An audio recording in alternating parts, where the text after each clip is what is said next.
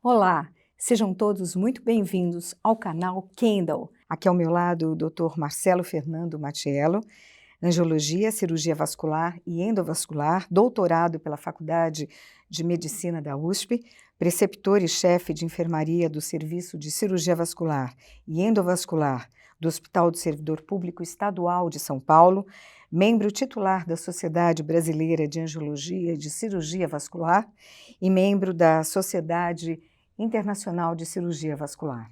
Olá, doutor, seja muito bem-vindo. Olá, muito obrigado pelo convite.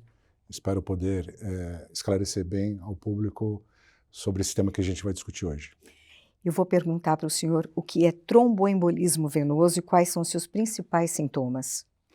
O tromboembolismo venoso consiste na trombose venosa profunda, que é a formação de um coágulo na veia profunda, geralmente nas pernas, cerca de 88% a 90%.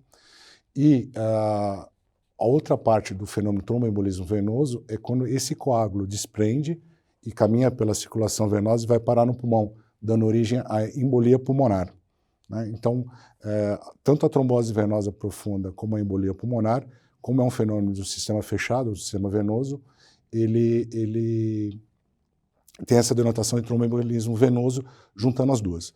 Então, assim, os principais sintomas, assim, pode ser desde assintomático, então uma trombose venosa, no caso, o coágulo na veia da perna, inicialmente, quando ele não está, esse coágulo totalmente ocluído, ele pode não dar sintomas, mas quando dá sintomas é dor na perna, principalmente, né, quando a trombose é no membro inferior, na perna, dor na perna, aumento de volume, inchaço e às vezes alteração de coloração. No caso, se esse coágulo desprende e vai parar no pulmão, geralmente está associado, né, quando o paciente tem sintomas, que a maior parte não tem sintomas, graças a Deus, está associado a dor no peito, falta de ar e, se dependendo se o coágulo for muito grande, até a morte súbita. Doutor, quais seriam os fatores de risco para o desenvolvimento do tromboembolismo venoso? Os fatores de risco são diversos, né, mas os principais que você vai ter é imobilismo, né, o paciente ficar acamado, né, junto com infecção, junto com câncer, cirurgias dependendo do porte cirúrgico, se são cirurgias oncológicas, cirurgias abdominais, tempo de cirurgia, idade maior que 40 anos, pacientes que têm histórico familiar de trombose venosa, pode ter uma situação que a gente chama trombofilia, são modificações no próprio sangue que facilitam formar coágulos, né? Você tem, no caso da mulher, principalmente na gravidez, no último trimestre e na região na época do puerpério, você tem pacientes com fraturas, né, acidentes de carro, tudo que leva a um imobilismo exagerado é um fator de risco também. Cigarro, dependendo das varizes, a quantidade de varizes que o paciente tem, a extensão da doença venosa, e pacientes que têm algum risco para viagens aéreas ou mesmo de ônibus que tenham mais de 6 horas de duração, né, a síndrome da classe econômica. O pessoal geralmente relaciona só com viagem de avião, mas o fenômeno também pode acontecer em viagens de ônibus muito prolongadas. E agora, doutor, como é que o tromboembolismo venoso pode ser prevenido? Veja, no dia a dia você levando uma vida saudável, claro, né? Você evitando os fatores de risco. Por exemplo, no caso da mulher, né, que a pessoa fica anticoncepcional, não, dependendo do tipo de anticoncepcional. Por exemplo, se a mulher tem histórico familiar ou pessoal de trombose venosa na família ou ela já não deve fazer hormônio. Então, é uma prevenção, né? Ela sabe que a avó dela teve trombose, a tia teve trombose, então ela não deve tomar o hormônio à base de estrógeno para evitar de ter, né? Ela tem uma chance aumentada, né? Isso geralmente tem a ver com uma trombofilia, tem uma chance aumentada. Então, você levar uma vida saudável, evitar cigarro, evitar obesidade, evitar o sedentarismo, isso no dia a dia, né? De modo a dizer, para tentar diminuir a incidência. Agora, do ponto de vista, você tem os pacientes internados por problema cirúrgico e tem pacientes internados por problemas clínicos. Para os problemas clínicos, existe uma escala chamada escala de Padua. E para os pacientes cirúrgicos, tem uma escala de Caprini. Isso, você tem idade, leva em consideração a idade, cirurgia, acamado, o tipo da doença que está cometendo o paciente, você pontua e você, de acordo com o que você pontua, você pode desde não fazer nada, até usar, no caso, meias, né, antitrombóticas, com compressão gradual, compressão pneumática intermitente ou mesmo uso de anticoagulantes. Quais seriam as medidas preventivas, doutor, recomendadas para as pessoas em risco do tromboembolismo venoso? Por exemplo, como pacientes imobilizados ou em viagens prolongadas. E qual é o papel das meias elásticas na prevenção do tromboembolismo venoso? A meia elástica, assim, vamos dizer, você tem uma gama diferente, óbvio que você estratificando, você tem uma gama... a maior parte das pessoas não precisa fazer nada, tá? Vamos imaginar, você pegar, geralmente, a chance de um jovem que está engessado a perna, se ele não tem histórico familiar, pessoal, não tem nenhum outro fator de risco, câncer, alguma outra coisa, ele ter trombose venosa é muito baixa. Então, assim, se eu for generalizar, a maior parte não precisa fazer nada. Quando precisa, por exemplo, o uso da meia de compressão gradual em viagens, né? O paciente tem um fator de risco, uma obesidade, ou já tem um pouco de varizes, ou tem problema de inchar a perna durante a viagem, esse paciente vai se beneficiar muito de fazer uma profilaxia, né, com o uso de meia elástica. E essa meia, qual que é a finalidade? O mecanismo que você ocorre a trombose venosa, a formação desse coágulo na veia, geralmente é por estase, ou seja, uma certa dificuldade do retorno do sangue, geralmente a parede, machucado na parede da veia, né, que não é visível, mas, por exemplo, o cigarro causa uma irritação na parede da veia, um exemplo, um câncer, né, e um estado assim, a pessoa desidratar, que a gente chama de aumento da viscosidade, ou seja, o sangue fica mais grosso, entre aspas. Então, assim, o que a meia funcionaria? A meia de compressão gradual, ela vai comprimir, ela vai facilitar o esvaziamento do sangue das veias da perna, porque o sangue principalmente retorna pelo sistema profundo que fica no meio da musculatura, a maior parte, 80%, 85%. Então, na hora que você usa a compressão, você está facilitando esse escoamento, então você diminui a estase, diminui a chance de esse mecanismo todo disparar. E, em alguns casos, você tem que usar medicações anticoagulantes, né? Mas, assim, eu diria que a maior parte dos pacientes não teria uma indicação, de um modo geral, clássica. Os pacientes, outra grande parte, se beneficiariam somente com meias de compressão gradual, e uma outra parte, além das meias de compressão gradual, também há necessidade de uso de algum tipo de anticoagulante, seja, a gente chama de quimioprofilaxia, seja via oral ou parenteral, no caso subcutâneo. Então, para o paciente, né, que precisa fazer o uso, como é que ele pode entender na prática como é que a meia de compressão graduada ela pode auxiliar na circulação sanguínea e prevenir a formação de coágulos nas pernas? Assim, o ideal seria se eu tivesse um esqueminha para mostrar para vocês, mas basicamente assim, o retorno venoso vem para o coração, você tem fator, né? O que impede o sangue de voltar é a gravidade.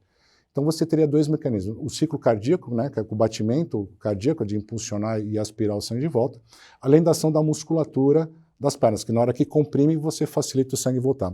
No caso, a meia, ela tem as meias são de compressões graduais, ou seja, você tem, vamos imaginar uma meia com pressão em torno de 25, vamos dizer, 25 milímetros de mercúrio.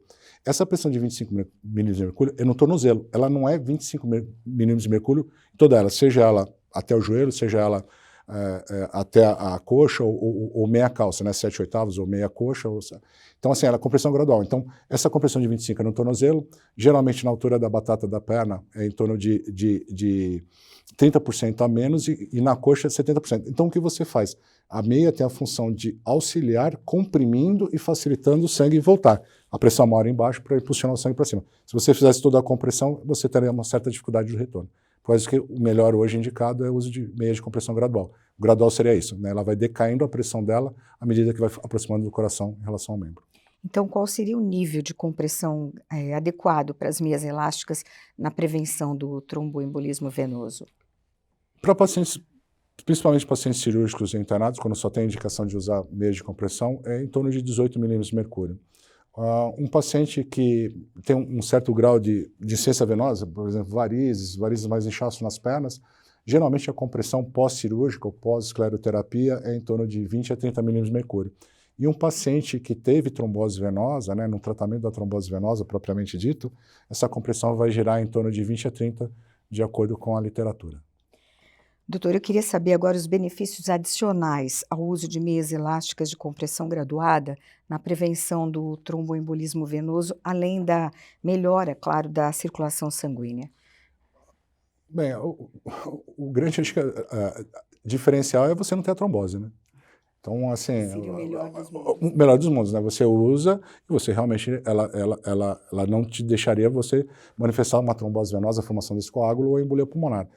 Mas assim, se você pensar toda a meia, ela, com essa compressão, veja, se você tem sensação pensando não só na trombose, mas se você tem a sensação de peso nas pernas, se você tem problema de inchaço nas pernas, pernas cansadas, câimbras, muitas vezes a meia vai te tirar todos esses sintomas. Então ela não vai só evitar a trombose venosa, óbvio, sempre o médico vai te indicar qual a melhor compressão para você. Então existe meia só para prevenir com trombose, tem meias para tratar quadros leves de insuficiência venosa ou de síndrome pós-trombótica, que é uma sequela da trombose, para casos mais graves. Então o médico vai saber te indicar, mas assim, não só o benefício de evitar a trombose, como muitos sintomas que as pacientes têm no dia a dia, que acham que é normal, né? Chegar em casa parecendo que está com aquela bola de presidiário arrastando a perna, na verdade são sintomas de um certo grau de insuficiência venosa que quem usa a meia dificilmente vão ter esses sintomas. Além de pernas inchadas, período menstrual, períodos mais quentes, então isso ajuda muito.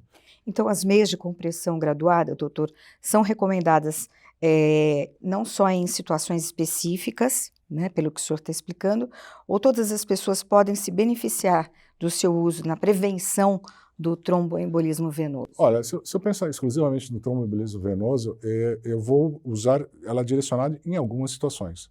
Como eu falei, né, tem os scores, você avalia, por exemplo, paciente mais idoso, 70 anos, já com uma mobilidade reduzida por uma artrose de joelho, ele vai fazer uma viagem, ele vai se beneficiar de usar uma meia.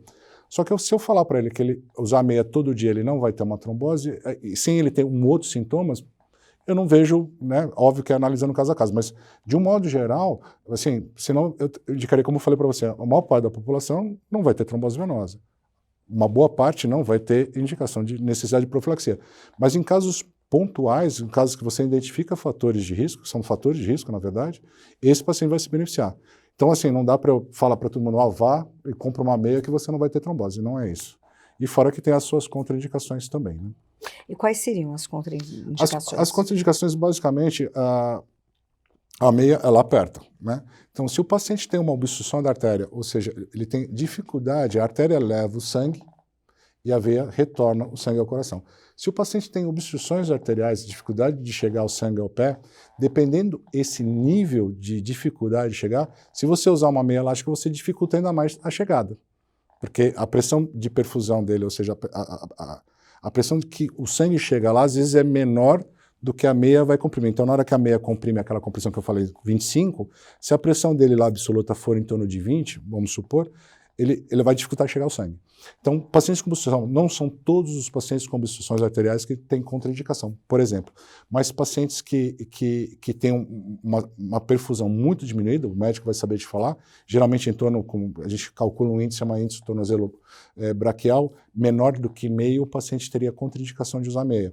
Pacientes com processos de dermatite, pacientes que têm lesões de pele, pacientes que têm alergia ao produto, né? Então, assim, numa infecção aguda, não poderia, nesse momento, usar. Mas, assim, de uma geral, passando essa situação, o paciente pode fazer uso e vai se beneficiar. Por exemplo, o paciente teve não é o caso nosso tópico aqui, mas erisipela, que é uma infecção na perna, esse paciente depois ele vai se beneficiar com o uso da meia elástica. Não na fase aguda, né, porque a erisipela leva a uma alteração do vaso linfático, mas ele vai se beneficiar no uso a longo prazo. Então, depois de passar a infecção, aí seria um benefício, por exemplo, de usar a meia. Não, fugindo um pouco da trombose venosa, né? Entendi. Doutor, por quanto tempo, então, uma pessoa ela deve usar meias elásticas de compressão graduada para prevenir o tromboembolismo venoso em situações de risco? Então, por exemplo, vamos imaginar um paciente internado por uma insuficiência cardíaca, né? Está internado, está acamado. Esse paciente, se eu for na graduação, ele vai usar meia de compressão e provavelmente mais a quimioprofilaxia que eu falei. Mas esse paciente, enquanto a situação perdurar, ele tem que fazer uso. Por exemplo, o paciente está acamado, então, enquanto ele está acamado, ele começa a deambular, né, ou seja, começa a andar e não tem mais assim um risco aumentado, porque ele está conseguindo andar bem, está sobre a doença de base sob controle, esse paciente poderia parar de usar. Mas, por exemplo, um paciente acamado, ele tem que usar a meia 24 horas por dia. Inclusive, acamada, né? Durante a cama, não é? Porque normalmente a meia, para situações normais, usa o paciente quando está em pé, trabalhando, essas coisas, e quando está dormindo não usa. No paciente que está em risco, esse paciente tem que usar praticamente 24 horas por dia para que a meia tenha o efeito. Porque, vou tirar só para dormir, quer dizer, ele continua deitado. O fator de risco é ele estar deitado e imobilizado. Então a meia tem que ser usada 24 horas por dia. Agora, eu queria que o senhor explicasse, detalhadamente no caso do tromboembolismo venoso, existem situações em que o uso das meias de compressão ele é contraindicado? Seria só aquelas contraindicações anteriores. Se você pegar, tem trabalhos interessantes que mostram que se você usar desde a fase aguda, que é difícil às vezes o paciente com a perna muito dolorida e inchada usar, mas se o paciente usar desde a fase aguda, ou seja, no momento do diagnóstico, teoricamente a recuperação de dor, essas coisas seriam muito menores se ele usasse já na fase precoce. Mas óbvio que depende de caso a caso. Contraindicação formal, basicamente, seriam as mesmas outras que eu indiquei numa meia de profilaxia. Um paciente com trombose também seriam as mesmas contraindicações. Agora, além do uso de meias de compressão graduada, quais outras medidas preventivas podem ser adotadas para reduzir o risco do tromboembolismo venoso? Tá, basicamente foi o que a gente comentei anteriormente, né? Primeiro, uma vida saudável. Se você tem alguns fatores de risco, tem alguns fatores de risco que são mutáveis, outros não, né? Então, por exemplo, você levar uma vida saudável, você vai viajar, vamos citar que todo mundo fica preocupado, por exemplo, voo, né, ou imobilismo, né? Você vai viajar, pô, se hidrata, né? Não tome bebida alcoólica, se hidrate adequadamente, movimente os pés, movimente as pernas, use meias de compressão graduada durante sua viagem. Você vai fazer uma cirurgia, siga as recomendações do seu cirurgião, ele vai saber ou vai pedir a avaliação de um angiologista, um cirurgião vascular, para que profilaxia usar, se é só deambulação, se é só andar, ou deambulação mais meia. Siga essas orientações. Geralmente os fatores são transitórios. Tem fatores de risco que não são transitórios, mas você vai evitar a exposição. Por exemplo, trombofilia. Trombofilia são mutações genéticas ou algumas adquiridas que fazem com que o seu sangue forme mais facilmente coágulo. Então, tem alguns fatores que vão influenciar, tem outros que não. Por exemplo, eu tenho uma trombofilia, por exemplo, fator 5 de Leiden, mutação heterozigótica, né? Um palavrão danado, mas existe. Então, assim, você teve uma trombose, tem que tomar anticoagulante o resto da vida? É discutível, mas assim, a partir do momento que você sabe, né, também não vale a pena você pesquisar em todo mundo, porque a porcentagem da população que tem a mutação, essas mutações, e que dessas pessoas que têm, que vão desenvolver menor ainda, então, por questão de saúde pública e econômica, não justifica você sair pesquisando em todo mundo. Mas assim, se você sabe, tive uma trombose, por acaso você sabe, então, se você for fazer uma cirurgia, alguma coisa, você já vai tomar medidas diferentes daquele paciente que não tem um fator de risco. Então, hidratação, mobilização precoce, meia, se precisar usar um anticoagulante momentaneamente por um período, é isso que o paciente vai fazer. Não tem como chegar e passar injeção, por exemplo, enoxaparina, não vou falar um nome aqui, enoxaparina para todo mundo, porque existe o risco de sangramento, então você tem que ponderar qual que é a melhor profilaxia e prevenção para esse paciente. Doutor, o uso de meias de compressão graduada para prevenção do tromboembolismo venoso requer uma prescrição médica ou podem ser adquiridas diretamente? Essa é uma excelente pergunta. O remédio do seu vizinho não significa que seja bom para você. Você tem que ter prescrição médica, porque, como eu falei, você tem que ter não só a avaliação da sua circulação, como você tem a avaliação dos seus riscos, e o médico vai saber qual é o tipo melhor de meia, de compressão, e se só isso é suficiente, você precisa fazer mais alguma coisa. Então, pelo amor de Deus, vai comprar uma meia elástica com prescrição médica, tá? Né? Que nem farmácia, vai lá, tarja vermelha, que só venderia com receita médica e todo mundo compra o remédio. É importante porque, como eu falei, existem as contraindicações também do uso da compressão, né? E às vezes não é só compressão, tem mais alguma coisa a ser feita. Então, nada como uma avaliação médica, né, para falar de sua real necessidade, e já que você vai fazer um investimento, né, na sua saúde e na sua profilaxia, que faça esse investimento adequadamente. É possível utilizar meias elásticas a longo prazo como medida preventiva para o tromboembolismo venoso? Eu acho que sim. Então, é aquilo que eu falei, a meia, ela tem essa ação preventiva, mas ela também tem uma ação terapêutica, né, de evitar as complicações, de evitar desconfortos, mesmo pós-trombose. Então, a meia, eu não vejo contraindicação de o paciente usar ela continuamente assim, usar todo dia, né? Tem paciente que se adapta bem, né? Não tem um grande desconforto, óbvio, depende da compressão, do formato da perna, tem algumas coisas que influenciam, mas eu não vejo uma contraindicação de você não usar. Tá? Também não vejo uma indicação de todo mundo usar. Então, por causa disso que eu acho importante a avaliação. Né? Você vai, passa, puxa, para você vale a pena você usar a meia, de tal forma, tais dias, está trabalhando, fim de semana, de repente é um fim de semana mais tranquilo, você mulher nunca tem fim de semana tranquilo, né? Mas se tiver um fim de semana, por exemplo, que vai ficar mais em casa, tranquilo, evita as complicações, né? Você está enfermo. Vamos imaginar um paciente, infelizmente, no tratamento de câncer, um câncer que tem mais chance de manifestar tromboembolismo venoso, trombose venosa e embolia pulmonar. Esse paciente, durante todo o tratamento dele, óbvio, ele vai se beneficiar, desde que não haja contraindicação, do uso da meia elástica. Agora, a COVID, ela pode provocar mais riscos de trombose venosa? A COVID é uma doença realmente ímpar, né? Porque há uma incidência de 14% de tromboembolismo venoso em pacientes que geralmente da manifestação de forma mais severa, né? Então, a maior parte dos pacientes tem manifestação tromboembólica, pacientes tiveram muita parte pulmonar por microtrombose mesmo, não sem ser embolia pulmonar. Tem pacientes que eu operei muitos pacientes com isquemia, por trombose arterial. E também tinha um outro extremo do COVID que, infelizmente, eu vi pacientes que morreram com coagulação intravascular disseminada, ou seja, ele não conseguia formar coágulo e não tinha o que fazer. Então, a COVID realmente foi um vírus que veio marcar, isso daqui 200 anos, com certeza na história vai estar sendo marcado, como foi marcada a peste negra, mas, sem dúvida, o vírus ele dá mais fenômeno trombótico, ou seja, mais trombose venosa do que arterial, mas tanto trombose venosa como arterial, porque ele mexe no mecanismo da coagulação. Então, a estimativa é de 14% dos pacientes que tiveram COVID da forma mais moderada a grave tiveram um fenômeno tromboembólico, mesmo fazendo profilaxia. É porque a resposta inflamatória dos pacientes eram gigantescas. Então, eles tinham mais efeito trombótico, mesmo tomando todas as precauções, como meios de compressão, medicamentos, né, quimioprofilaxia, mesmo assim o risco não foi desprezível. É uma coisa que vai ficar um marco, para mim vai ficar um marco e vai ser contado na história com certeza. É isso que eu ia lhe perguntar, doutor. Qual que seria a relação da trombose com o paciente que tem a COVID-19?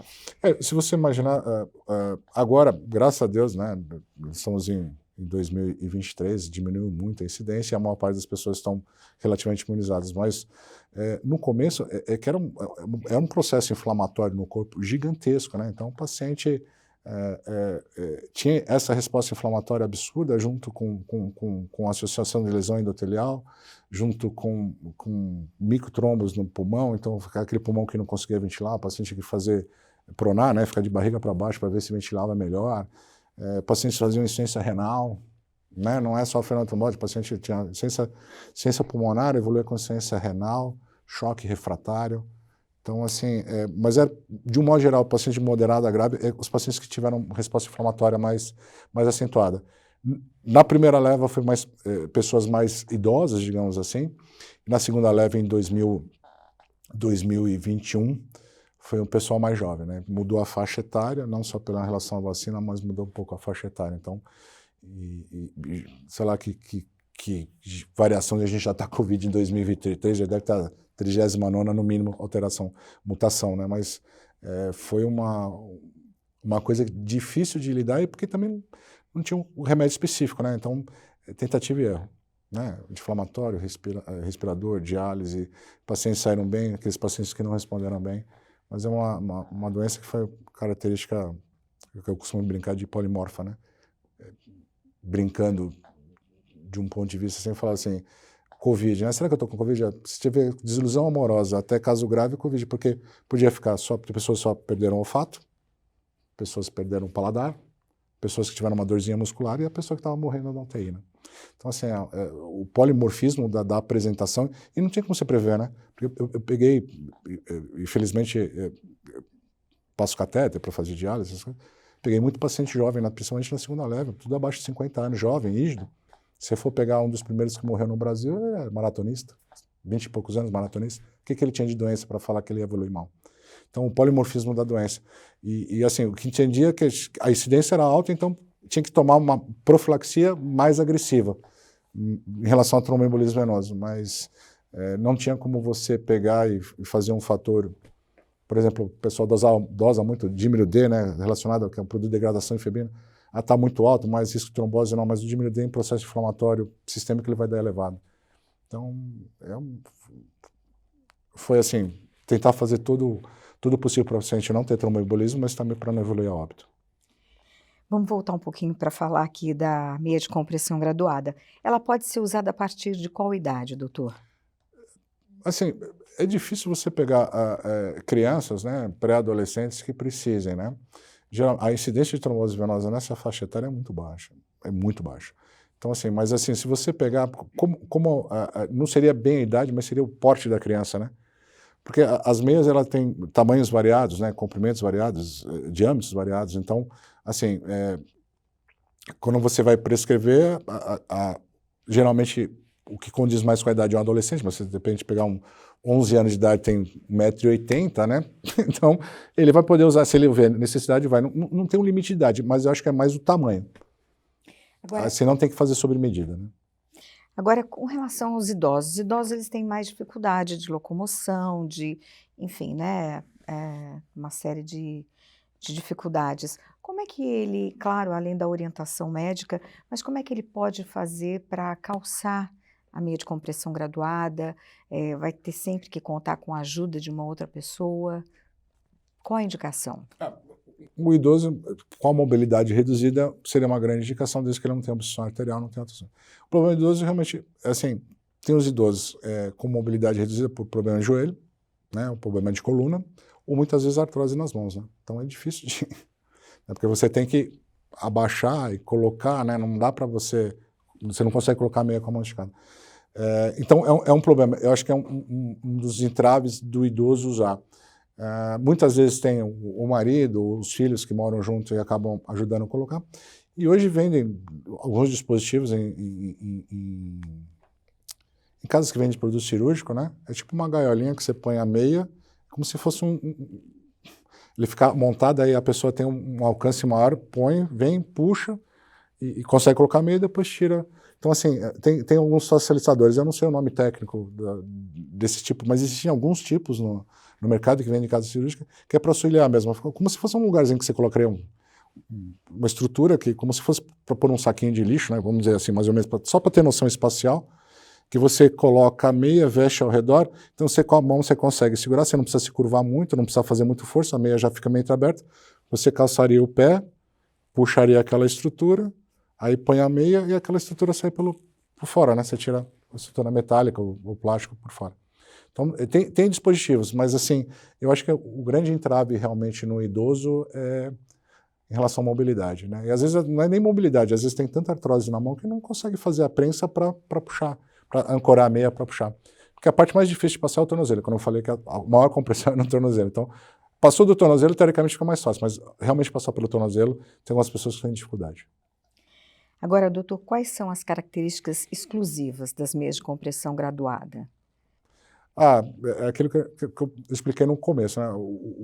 Especificamente é a vantagem de ela, como ela vem do tornozelo em direção proximal ao coração, ela vai diminuindo o grau de compressão e isso facilita o escoamento, ajuda no escoamento do sangue do sistema venoso profundo, que eu falei que é a maior parte da perna, e isso vai melhorar o retorno e vai melhorar a circulação. Isso com certeza. E como escolher a meia ideal, né? Claro, com a recomendação médica, com a prescrição, mas como escolher a meia ideal, doutor? A meia ideal a ideal é multifatorial, né? Não dá para chegar sem examinar, ver o paciente e falar assim, não, no seu caso uma compressão mais leve, no seu caso... Então você examinando, vai depender da queixa do paciente, o quadro clínico do paciente, o exame físico do paciente, e nele você vai poder falar assim, você vai se beneficiar de usar essa meia, nesse comprimento, nessa compressão. Eu acho que só a avaliação. A meia ideal, como eu volto a falar, né? Se eu falar que existe a meia ideal, a vizinha vai falar, olha, eu vi lá que a meia ideal é tal, então vamos todo mundo usar. Não é assim. Então, eu acho que você tem que passar numa consulta, porque vai variar de pessoa para pessoa. Eu não citei, por exemplo, uma contraindicação de uso de meia para paciente com insuficiência cardíaca descompensada. Porque o fato de o paciente com insuficiência cardíaca descompensada, o coração não está conseguindo bombear o sangue adequadamente. E se eu fizer a compressão, eu vou aumentar o retorno venoso. Aumentando o retorno venoso, ele pode entrar em colapso. Então, assim, se eu falar para você que todo paciente com insuficiência cardíaca não pode usar, não é verdade. Se ele estiver descompensado, eu não vou poder usar. Se eu falar para o paciente com insuficiência cardíaca é bom usar meia tal, se ele estiver descompensado usar, ele vai descompensar mais ainda. Então, assim, é difícil responder isso, né? De um modo geral, assim, o que, vamos pôr genericamente, compressão variando entre 20 e 30 milímetros de mercúrio e uma 3/4 atingiria boa parte das necessidades, digamos assim. Mas se você for ver por profilaxia de cirurgia, uma compressão girando em torno de 18 milímetros, você não precisaria usar uma compressão virando entre de 20 e 30. Então, assim, Cada caso é um caso cada caso é um caso. e Não dá passar para... pelo especialista é o Eu acho que é o recomendado. recomendado. É difícil porque, assim, não é assim, se tiver dor de cabeça, você toma esse comprimido. Eu não sei se a pessoa tem alergia àquele comprimido, né?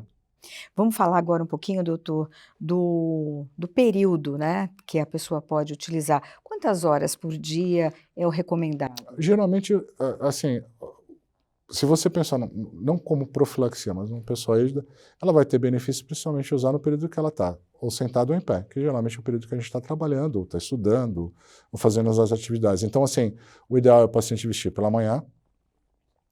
Eu não peço para ficar até a hora de dormir, porque eu acho que não há necessidade. Mas no período que o paciente tem uma atividade, por exemplo, imagina, sai de casa para trabalhar às 6 horas da manhã, 5, 6 horas da tarde chegou em casa, vai conseguir fazer as coisas e vai conseguir repousar um pouquinho. Essa hora pode tirar meia. Mas assim, o período que você tem maior atividade, que você ficar sentado ou em pé, questão de pressão venosa é igual. Então assim, eu trabalho em pé, mas não tem problema que eu trabalho sentado. Não. Sentado imobilizado ou em pé parado, os dois são ruins. Né? Então, os dois vão se beneficiar de usar meia nesse período. Não tem um limite.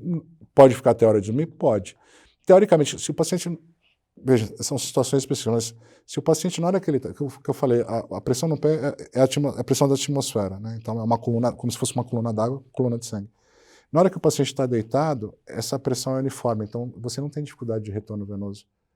Né? Num paciente rígido, não estou falando paciente acamado, nada. Então, esse período noturno, teoricamente, a pressão venosa no pé é em torno de 0. Diferente como a gente está sentado aqui, que a nossa pressão venosa parada é em torno de 80. Né? Então, esse benefício é mais quando o paciente está nas suas atividades.